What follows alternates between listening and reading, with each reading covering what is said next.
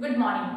જો હવે લાસ્ટ લેક્ચરમાં આપણે ક્યાં સુધી પહોંચ્યા હતા, તો લાસ્ટમાં એવા કેટલાક શબ્દો હતા કે જે ખોટા હોય તો એ વાક્યની સામે રાઈટ નહીં કરવાનું અને ખૂટતો જે પણ વ્યવસ્થિત અક્ષર હોય બંધ બેસતો એને મૂકવાનો. બરાબર?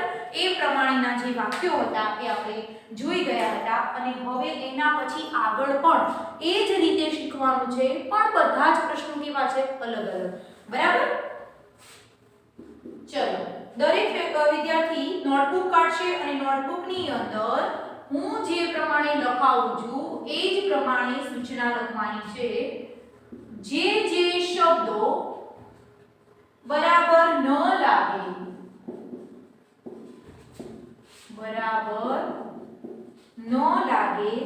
તે શબ્દો છેકી નાખો.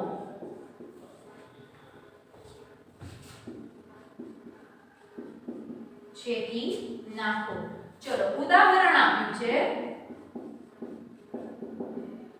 ઉદાહરણ છે, હું ઘરેથી મોડી નીકળી અને કે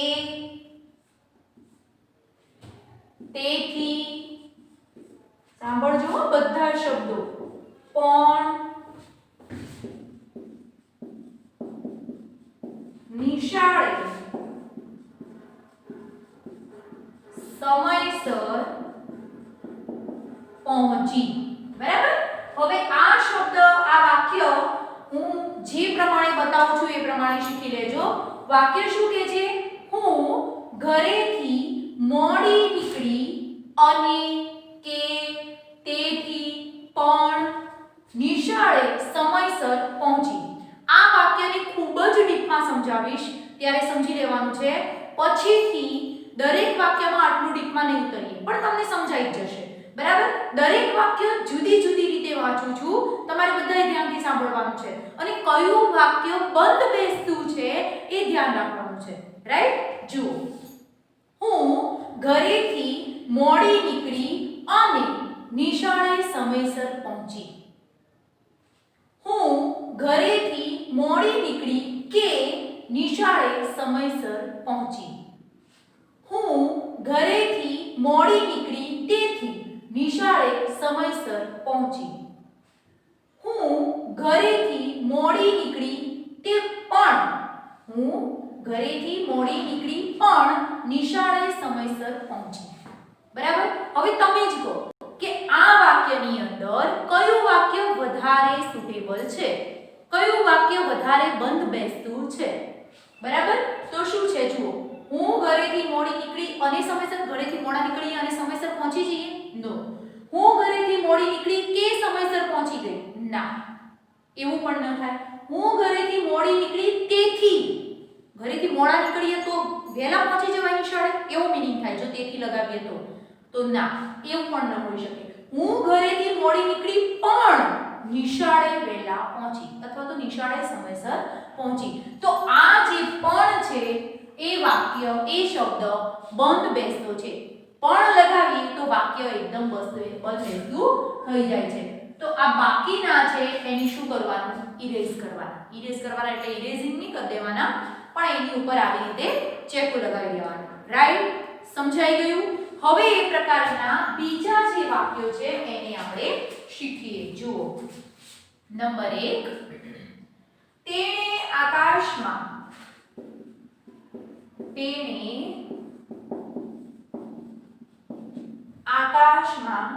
વિમાન જોયું.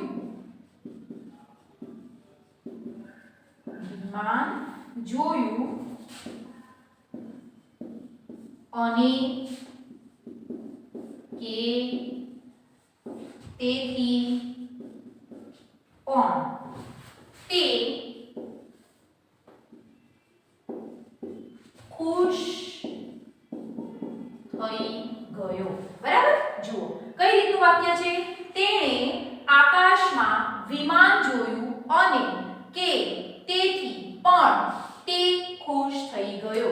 હવે વિચારો તમે કે આ ત્રણે અને કે તેથી અને પણ આટલા શબ્દોમાંથી કયો એવો શબ્દ છે જેને આપણે રાખીએ તો શબ્દ બંધ બેસતું બને, વાક્ય બંધ બેસતું બને. જુઓ, તેણે આકાશમાં વિમાન જોયું અને તે ખુશ થઈ ગયો. તેણે આકાશમાં વિમાન જોયું કે તે ખુશ થઈ ગયો. તેણે આકાશમાં વિમાન જોયું તેથી તે ખુશ થઈ ગયો. તેણે આકાશમાં વિમાન જોયું પણ તે ખુશ થઈ ગયો. બોલો, હવે અહીંયા કયું વાક્ય, કયું શબ્દ લગાવવાથી વાક્ય બંધ બેસતું લાગશે? ચલો, મને અને નથી લાગતું, બરાબર? કે પણ નથી લાગતું. તેથી લાગે છે પણ નથી લાગતું. વાંચો તો, તેથી તેણે આકાશમાં વિમાન જોયું તેથી તે ખુશ થઈ ગયો. રાઈટ? આવે છે બંધ બેસતું? ઓકે, હા. એના પછી 2 નંબર,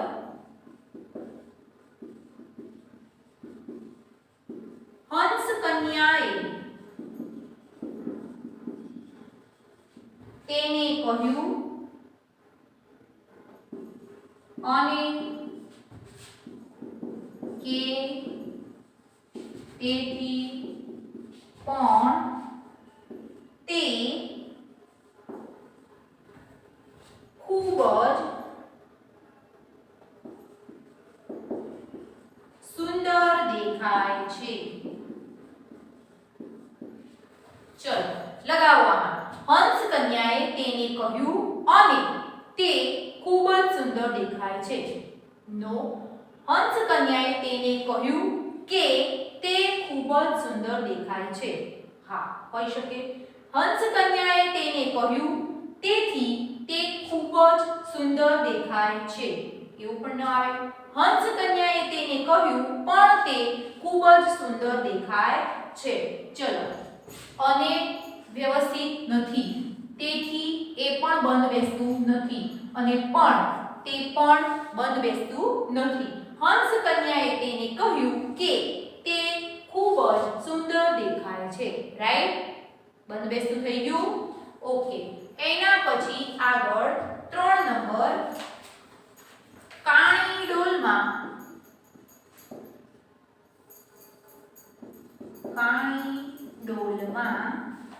ગમે તેટલું પાણી ભરો,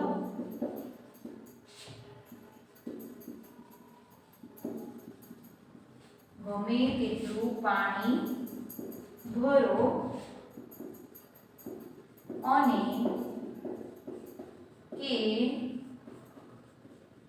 તેથી પણ તેનો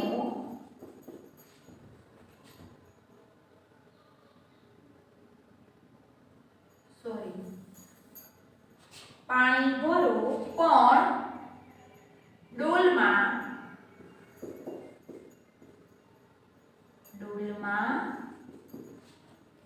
પાણી રહેશે નહીં. બરાબર? કાણી ડોલમાં ગમે તેટલું પાણી ભરો અને ડોલમાં પાણી રહેશે નહીં. તો અને લાગતું નથી. પહેલા ચેક મારી દઈએ. કાણી ડોલમાં ગમે તેટલું પાણી ભરો કે ડોલમાં પાણી રહેશે નહીં. કે પણ નથી લાગતું. પાણી ડોલમાં ગમે તેટલું, જો કાણી ડોલમાં ગમે તેટલું પાણી ભરો તેથી ડોલમાં પાણી રહેશે નહીં. આ પણ નથી લાગતું. કાણી ડોલમાં ગમે તેટલું પાણી ભરો પણ ડોલમાં પાણી રહેશે નહીં. રાઈટ? બેસે છે બંધ બેસતું? ઓકે. હવે એના પછી 4 નંબરનું,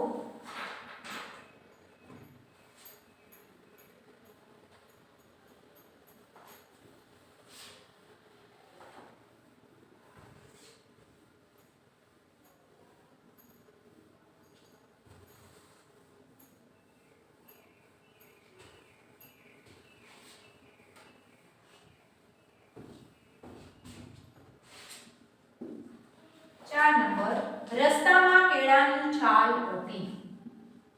રસ્તામાં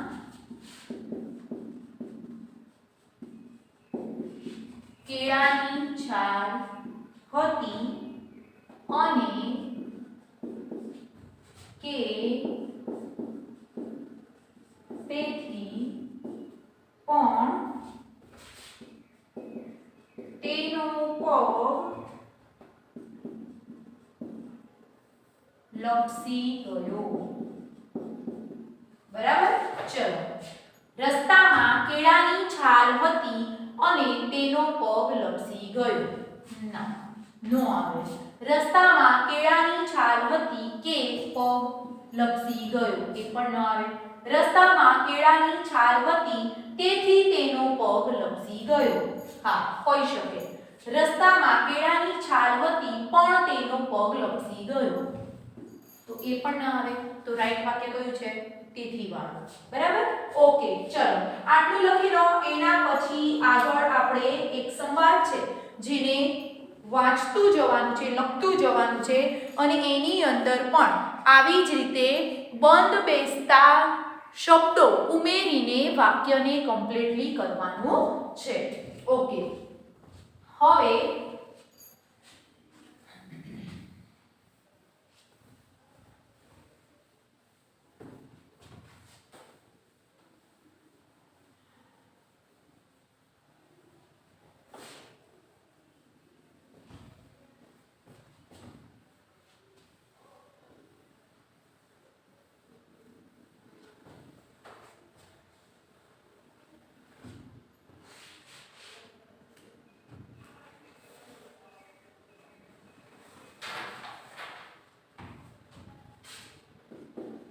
ચલો કૌંસમાંના શબ્દોમાંથી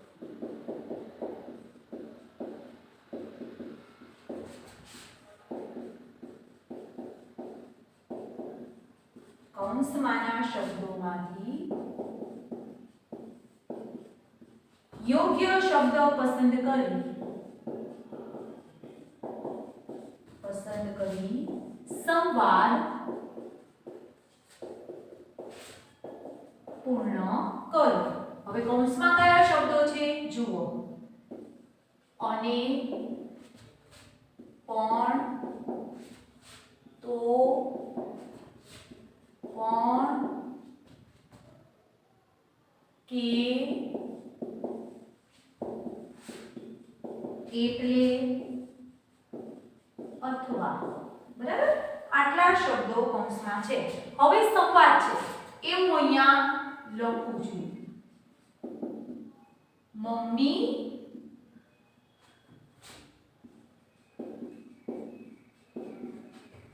બેટા તાવ ઉતર્યો, એટલે રાધા કહે છે હા.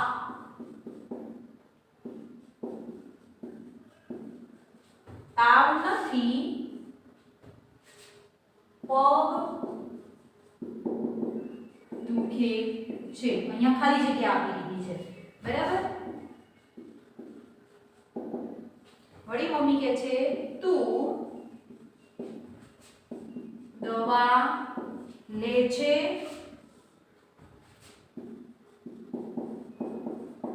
ખોરાક તો સરખો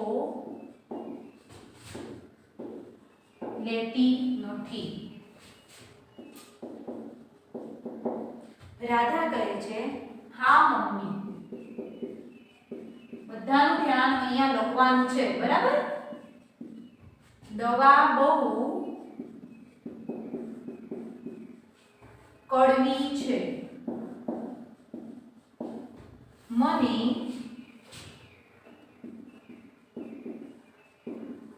દવા જોડે ખાંડ આપ,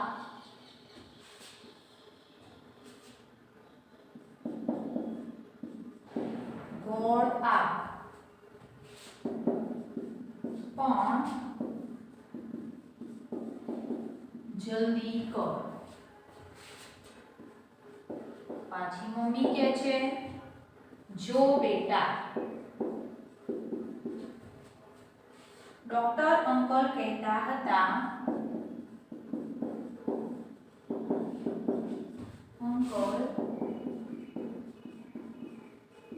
કહેતા હતા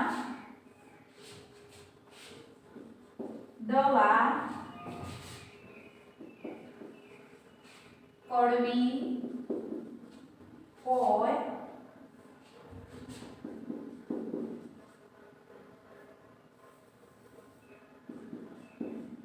લેવી તો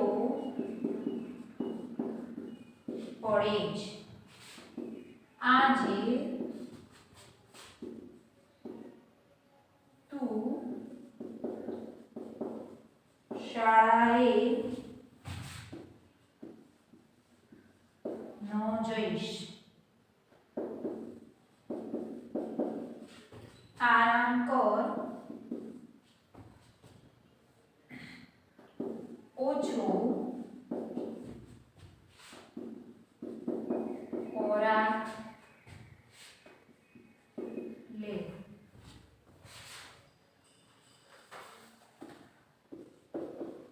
પછી રાધા કહે છે આજે અમારી શાળામાં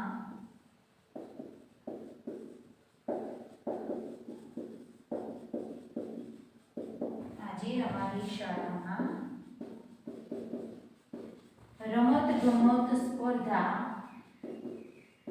છે. મને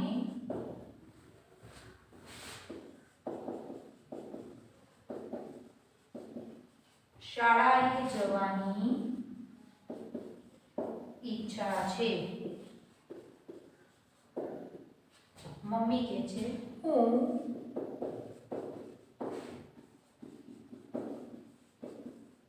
તારા વર્ગ શિક્ષકને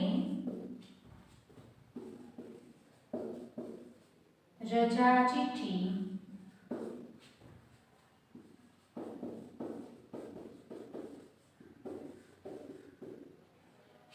મોકલાવું છું.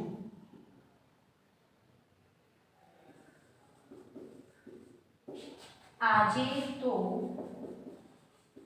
તું દવા લે.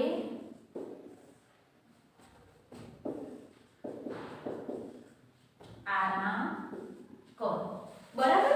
ચલો આટલો સંવાદ છે અને હવે આ સંવાદમાં જ્યાં જ્યાં ખાલી જગ્યાઓ કરી છે ત્યાં બધી જ ખાલી જગ્યાઓમાં આપણે કયા શબ્દો મૂકવાના છે જે ઉપર કૌંસની અંદર લખ્યા છે એ. અને, પણ, તો, પણ, કે, એટલે, અથવા. બરાબર. હવે જુઓ મમ્મી બેટા તાવ ઉતર્યો? હા. રાધા કહે છે કે હા તાવ નથી પણ પગ દુખે છે. મમ્મી તું દવા લે છે? મમ્મી શું કહે છે કે તું દવા લે છે પણ ખોરાક તો સરખો લેતી નથી. પછી રાધા કહે છે હા મમ્મી દવા બહુ કડવી છે. મને દવા જોડે ખાંડ આપ અથવા ગોળ આપ. ખાંડ આપ અથવા એટલે બંનેમાંથી એક. ખાંડ આપ યા તો ગોળ આપ પણ જલ્દી કર. મમ્મી જો બેટા ડોક્ટર અંકલ કહેતા હતા કે દવા કડવી હોય પણ લેવી તો પડે જ. તો પણ અહીંયા જુઓ અહીંયા છે તો પણ. બરાબર. તો પણ લેવી તો પડે જ. આજે તું નિશાળે ન જઈશ. આરામ કર અને ઓછો ખોરાક લે. બરાબર. ઓછો ખોરાક લે. આજે અમારી શાળામાં રમતગમત સ્પર્ધા છે. રાધા એમ કહે છે કે આજે અમારી શાળામાં રમતગમત સ્પર્ધા છે એટલે મને શાળાએ જવાની ઈચ્છા છે. એટલે મમ્મી કહે છે કે હું તારા વર્ગ શિક્ષકને રજા ચિઠ્ઠી મોકલાવું છું. આજે તો તું દવા લે અને આરામ કર. બરાબર. થઈ ગયો. બધા બંધ બેસતા શબ્દો લખી નાખ્યા એટલે વાક્ય આખું જે સંવાદ હતો એ આપણો કેવો થઈ ગયો એકદમ પ્રોપર વ્યવસ્થિત. હવે હોમવર્કમાં તમારે આ જ વસ્તુ કરવાની છે. જે વસ્તુ મેં તમને નોટમાં લખાવી એ જ વસ્તુ તમારી ટેક્સ્ટબુકમાં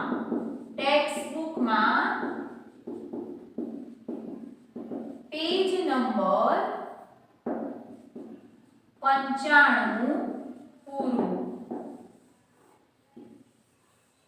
બરાબર, આ વસ્તુ તમારે હોમવર્કમાં કરવાની રહેશે. બરાબર, આના પછીનું આપણે આગળના લેક્ચરની અંદર જોઈશું. Okay, by.